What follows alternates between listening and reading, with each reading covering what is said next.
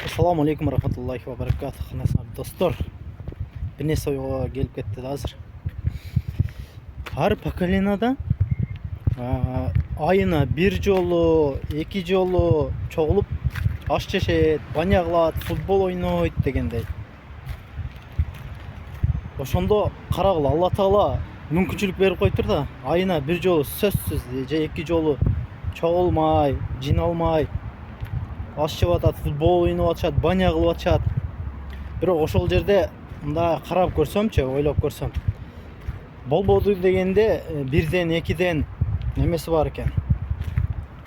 Футболду жакшы ойногону бар экен, волейбол жакшы ойногону бар экен, бильярдты жакшы ойногону бар экен, саясатчысы бар экен.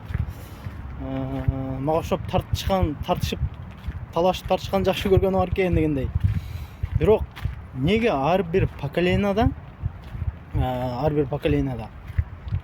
бирден, экиден жок дегенде, бирден, экиден Куран тажвиди бар. Куран тажвиди бар, даватчысы болбош керек дейм да. Эгер болгон болсо, достор, мүмкүнчүлүктөн пайдаланышыбыз керек экен. Ар жолукканда бирден сүрө жаттап келмей кылайлы деп достор менен келишипчи, бир айда бир сүрө кантип жаттай албасын.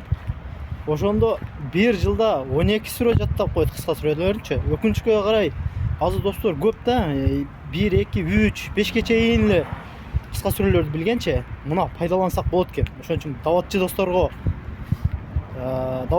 да бул видеочу. Ошон үчүн досторду пайдаланайлы мүмкүнчүлүктөн. Ар бир поколенияда Куран тажвиди бар. Жок дегенде бирден, экиден. Жок дегенде даватчы бирден, экиден балдар болуш керек. Пайдаланышыбыз керек. Ассаламу алейкум рахматуллахи ва баракатух. Даватчы досторго жиберип койгула.